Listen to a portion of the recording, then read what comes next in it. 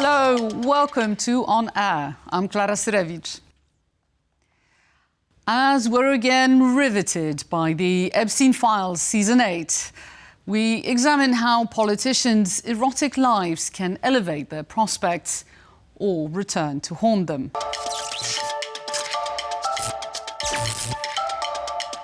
Let's talk about sex. Let's talk about sex. Let's talk about sex. In politics, sex doesn't always sell, but it can definitely sink you. So this tool is best handled with caution. Few recall that Bill Clinton's troubles began not with the Lewinsky scandal, but a shady Arkansas real estate deal that ballooned into the Whitewater investigation, which morphed into the Starr investigation, and only then, almost incidentally, into charges of perjury about the whole cigar. Interestingly, with the Epstein saga, the mechanics are similar.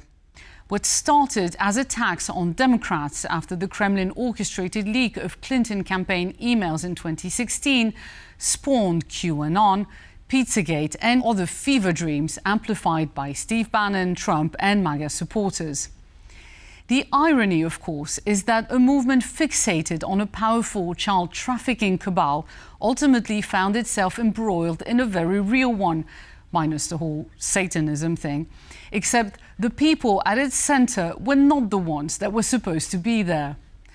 But just as Clinton sailed through the Lewinsky scandal with glowing approval ratings, I wouldn't count on the Epstein files denting Trump's power structure. Let's see why. Yeah, Jennifer, go ahead. Incriminating in the files, Quiet. Populists are basically teflon when it comes to sex scandals. Divorces, affairs, crude behavior become negligible in the grand scheme of culture wars. For a striking case, consider Slovakia. Prime Minister Robert Fico, happily married, pro-Russian and staunchly conservative, has held power for nearly 12 years straight. But he did run into some serious trouble. In 2015, the Prime Minister's office was at pains to explain what competences qualified the 27-year-old erotic model Maria Troshkova to serve as his chief advisor. And she wasn't the first aide to raise eyebrows. 2 years earlier, paparazzi caught Fico with another assistant, sparking speculation of a relationship. The scandals bubbled, then evaporated. What ended Fico's rule in 2018 was the political earthquake following the murder of journalist Jan Kuciak, who was investigating government corruption tied to the Italian mafia. Then came revelations that Troshkova, the press-dubbed porn secretary, had links with that very same mafia, which cast an even darker shadow over the Prime Minister's entourage. He resigned amid mass protests, but insisted it was all a conspiracy. Sounds familiar? Like Trump, he eventually clawed his way back after a campaign marked by an assassination attempt and by his misogynistic attacks on opposition president Zuzanna Chaputova. Trump, Fico, Jair Bolsonaro all create a besieged fortress narrative in which their personal sins are considered insignificant or invented, as long as they effectively advance the goals set by their conservative supporters. 81% of white evangelicals backed Trump in 2016, and in 2020 it was still 75%. Trump is considered an imperfect vessel chosen for a higher mission.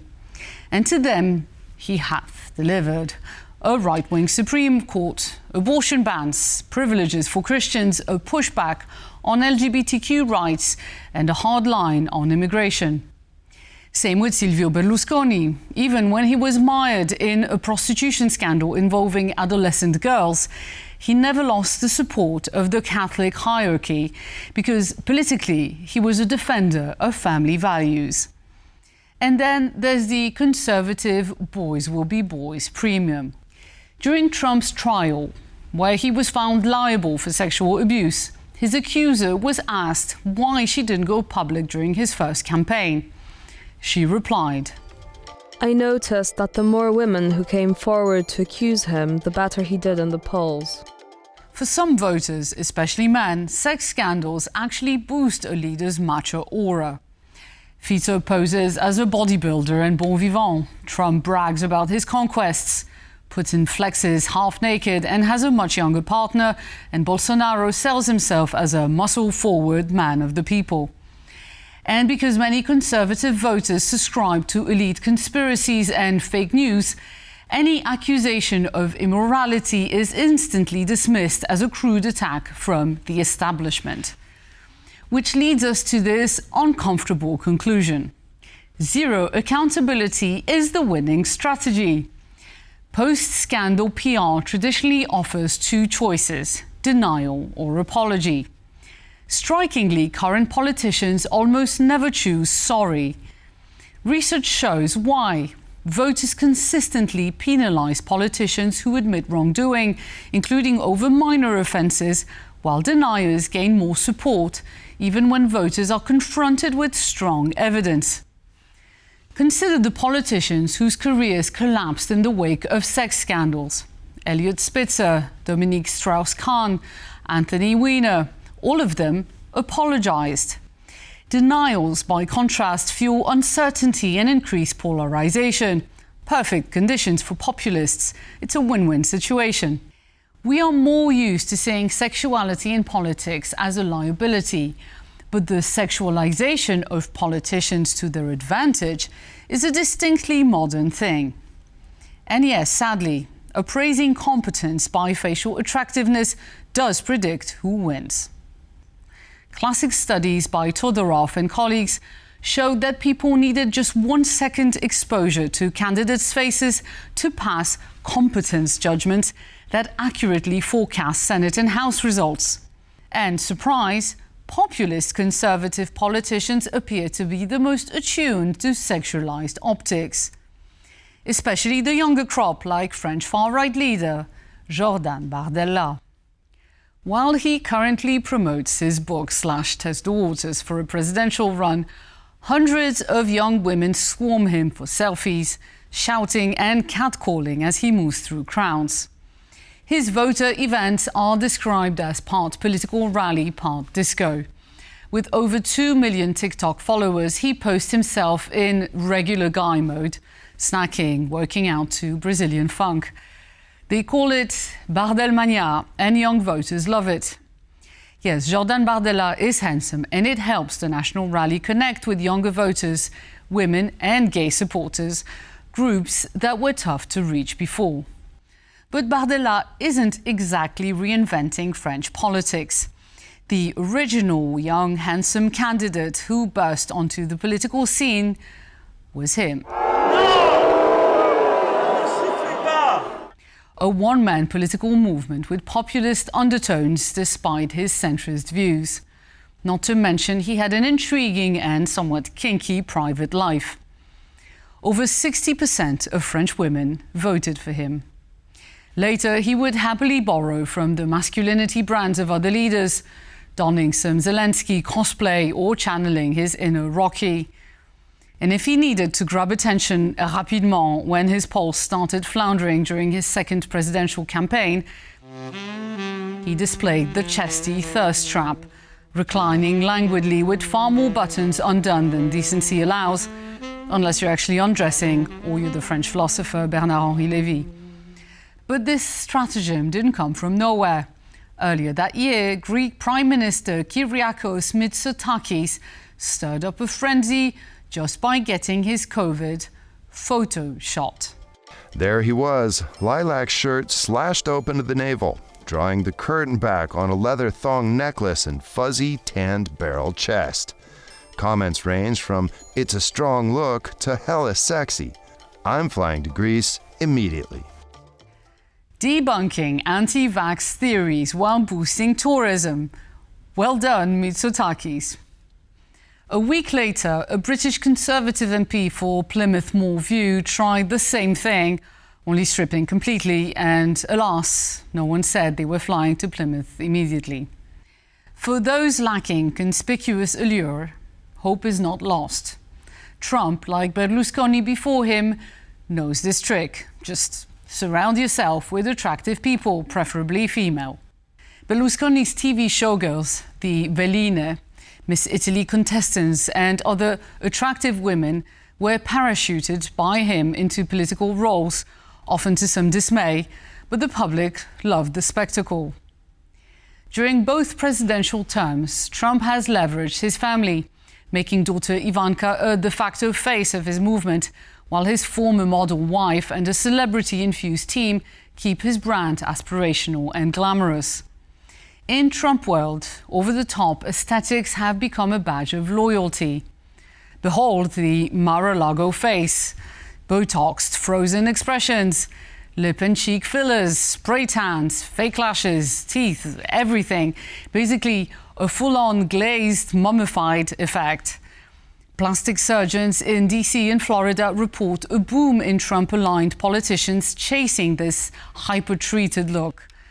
Starting with Ivanka and Melania, the style cascades through the ranks with results ranging from just uncanny to catastrophic. So yes, spouses and other administration ornaments are strategic must-haves. But for some politicians, they're also the perfect fig leaf, deflecting attention from views that run counter to what those partners are supposed to represent. Take Alice Weidel, leader of Germany's AfD, openly gay, living with her Sri Lankan partner and 2 sons, yet spearheading a far-right anti-immigration, socially conservative agenda.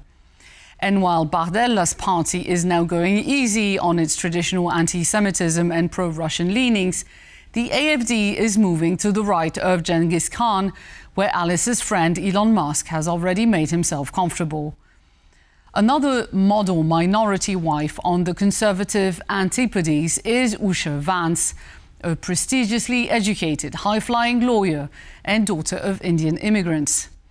Her background has obvious electoral value. Indian Americans are a growing influential bloc, traditionally democratic, and Usha's presence, plus her career achievements, might harness voters repelled by the immigrants out, women to the maternity ward vibe her husband has championed. Now, fun fact, Usha was publicly pressured by her husband to renounce her Hindu faith for Catholicism. But look how respectfully JD hasn't yet forced her to do that. So far, she only left her career to focus on the family after he became a senator. The tension between what's preached and practiced has always been problematic for conservatives, though it has now adapted to a post-shame, multi-moral verse reality.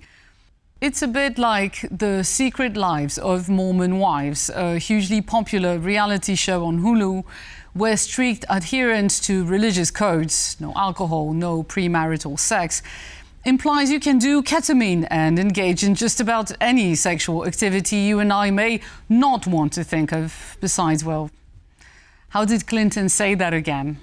I did not have sexual relations with that woman. Conservative populists somehow walk that improbable line far better than the rest of us can possibly fathom. To me, the most astonishing element in the Epstein affair is that anything related to sexual misconduct could harm Donald Trump. This is a man convicted of sexual assault and caught on tape bragging about assaulting other women. A man who repeatedly alluded, again on TV and radio, to having sexual thoughts about his own daughter. I've said that if Ivanka weren't my daughter, perhaps I'd be dating her. A man making hush money payments to a porn star and described by Epstein as an active participant in their shared sexual activities and as having been photographed while doing it. Despite the MAGA base clamoring for all the Epstein files, the first 20,000 pages got them bored enough to stop caring about the explosive information they contained. I wouldn't expect the rest to make a dramatic difference. If you want my bet, Trump's Achilles heel, much like Biden's, is more likely to be his rumored dementia. Strongmen need alpha male optics. Reaching for the red hat and incoherently tub thumping for an hour, surrounded by Barbie dolls, has an end date, just like those aviator sunglasses on Biden failed to do the trick in the end.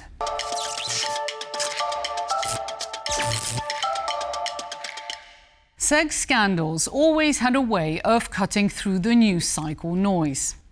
Let's look at some of the defining moments in history when political private lives, not to say parts, destroyed reputations and shook political careers. I did not have sexual relations with that woman. One of the most defining scandals of the modern presidency, Bill Clinton and Monica Lewinsky. What began as a secret affair between the president and a 22-year-old White House intern turned into a political firestorm. The scandal triggered impeachment proceedings and intense global scrutiny. Lewinsky, years before the Me Too movement, became a punching bag for the media, labeled everything from a little tart to a ditzy, predatory intern, reflecting a cultural moment more eager to shame a young woman than interrogate power. Long before that, John F. Kennedy was widely rumored to have had numerous extramarital relationships, among them actresses Audrey Hepburn, Marlene Dietrich, and most famously Marilyn Monroe. Happy birthday, Mr. President. Happy birthday to you. Her sultry "Happy Birthday, Mr. President" remains one of the most scrutinized pop political moments on record. Yet Kennedy's public standing remained largely untarnished during his lifetime, even as Monroe's death a few months later fueled decades of conspiracy theories. More recently, Arnold Schwarzenegger admitted he had fathered a child with his family's housekeeper during his time as California's governor. The revelation shattered his marriage to Maria Shriver and permanently altered his public image. And in Europe, former IMF chief Dominique Strauss-Kahn saw his career implode after accusations of sexual assault and later involvement in lavish sex parties. He downplayed his involvement and insisted the reports were exaggerated, noting he had attended only 12 such parties in 3 years.